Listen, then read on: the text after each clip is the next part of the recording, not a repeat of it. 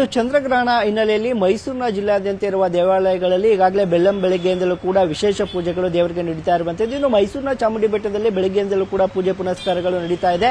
ಅಲ್ಲದೆ ಮಧ್ಯಾಹ್ನ 3 ಗಂಟೆಯಿಂದ ಸಂಜೆ 8 ಗಂಟೆವರೆಗೂ ಕೂಡ ಭಕ್ತರಿಗೆ ದರ್ಶನಕ್ಕೆ ಅವಕಾಶ ಇರೋದಿಲ್ಲ.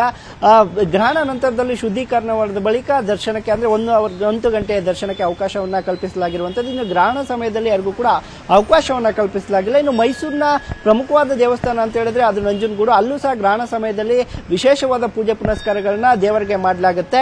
ನಂತರದಲ್ಲಿ ಮೈಸೂರಿನ ಪ್ರಮುಖವಾದ ನಗರದಲ್ಲಿರುವಂತಹ ದೇವಸ್ಥಾನ ಅಂತ ಹೇಳಿದ್ರೆ ಅದು ಅಗ್ರಹಾರದ 101 ಗಣಪತಿ ದೇವಸ್ಥಾನ. ನೀವು ದೃಶ್ಯದಲ್ಲಿ ಗಮನಿಸ್ತಾ ಇರಬಹುದು. ಈಗಾಗಲೇ ಬೆಳಿಗ್ಗೆಯಿಂದಲೂ ಕೂಡ ದೇವಸ್ಥಾನದಲ್ಲಿ ಪೂಜೆ ಪುನಸ್ಕಾರಗಳು ನಡೀತಾ ಇರುವಂತದ್ದು. ಬರುವಂತಹ ಭಕ್ತರು ಅಂದ್ರೆ ಏನು ಗ್ರಹಣ ಸಮಯದಲ್ಲಿ ಯಾವೆಲ್ಲ ಬದಲಾವಣೆಗಳು ಒಂದಷ್ಟು ಇಲ್ಲೂ ಸಹ ಆಗ್ತಾ ಇರುವಂತದ್ದು. ಆ ಹಿನ್ನೆಲೆಯಲ್ಲಿ ಬೆಳಿಗ್ಗೆಯಿಂದಲೂ ಕೂಡ ದೇವರಿಗೆ ಪೂಜೆ ಪುನಸ್ಕಾರಗಳನ್ನ ಮಾಡಿ ಒಂದಷ್ಟು ದರ್ಶನಕ್ಕೆ ಅವಕಾಶವನ್ನು ಕೂಡ ಮಾಡಿಕೊಟ್ಟಿರುವಂತದ್ದು. ಅಲ್ಲೇ ತಾವು ದೃಶ್ಯದಲ್ಲಿ ಗಮನಿಸ್ತಾ ಇದ್ದೀರಿ.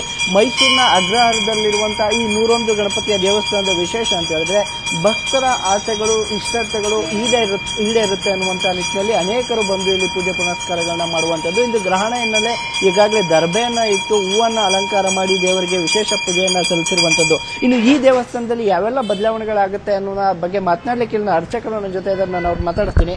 ಗುರುಗಳ ಇಂದು ಗ್ರಹಣ ಯಾವೆಲ್ಲ ವಿಶೇಷ ಪೂಜೆಗಳನ್ನ ದೇವರಿಗೆ ಮಾಡಲಾಗ್ತದೆ, ಏನೆಲ್ಲ ಬದಲಾವಣೆಗಳಿದೆ ಗುರುಗಳು? ಬೆಳಗಿನ ದರ್ಶನ ಎಂದಿನಂತೆ ಇರುತ್ತೆ. ಸಂಜೆ 1 ಗಂಟೆಗಳ ಕಾಲ ಅಷ್ಟೇ ದೇವಸ್ಥಾನ ಮುಚ್ಚಲಾಗಿರುತ್ತೆ. ಅಂದರೆ ಸಂಜೆ 6ರಿಂದ 7 ಗಂಟೆ ನಂತರ ದೇವಸ್ಥಾನದಲ್ಲಿ ಆ ಸಮಯದಲ್ಲಿ ಪೂಜೆ ಅಭಿಷೇಕಾದಿಗಳು ಜಪಾದಿಗಳು ದೇವಸ್ಥಾನದ ಗರ್ಭಗುಡಿಯಲ್ಲಿ ನಡೀತಾ ಇರುತ್ತೆ. ಮೋಕ್ಷ ನಂತರ ದೇವಾಲಯನ ಶುದ್ಧೀಕರಿಸಿ ಭಗವಂತನಿಗೆ ಅಭಿಷೇಕ ಎಲ್ಲ ಮಾಡಲಾಗ್ತದೆ. 1 ಗಂಟೆಯಲ್ಲಿ ಯಾರಿಗೂ ಕೂಡ ದರ್ಶನಕ್ಕೆ ಅವಕಾಶ ದರ್ಶನಕ್ಕೆ ಅವಕಾಶ ಇರಲ್ಲ 1 ಗಂಟೆಗಳ ಕಾಲ.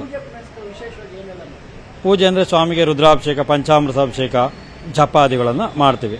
ಅಂದರೆ 16 ನಿಮಿಷ ಇರೋದ್ರಿಂದ ಹೆಚ್ಚಿನ ಆಚರಣೆ ಅವಶ್ಯಕತೆ ಇರೋದಿಲ್ಲ. ಮೋಕ್ಷ ಕಾಲದಲ್ಲಿ ಅಷ್ಟೇ ನಮಗೆ ಕಾಣಿಸೋದ್ರಿಂದ ಅಂದರೆ ಚಂದ್ರ ಇದ್ದಾಗಷ್ಟೇ ಚಂದ್ರಗ್ರಹಣ ಆದಾಗ ಅದಕ್ಕೆ ಹೆಚ್ಚಿನ ಆದ್ಯತೆ. ಬೆಳಗಿನ ಸಮಯದಲ್ಲಿ ಆದಾಗ ಅದು ಅವಶ್ಯಕತೆ ಇರಲ್ಲ ಚಂದ್ರಗ್ರಹಣ. ಅದರಿಂದಾಗಿ ನಾವು ಹೆಚ್ಚಿನ ಭಯ ಪಡುವ ಆತಂಕ ಪಡುವ ಅವಶ್ಯಕತೆ ಇರೋದಿಲ್ಲ.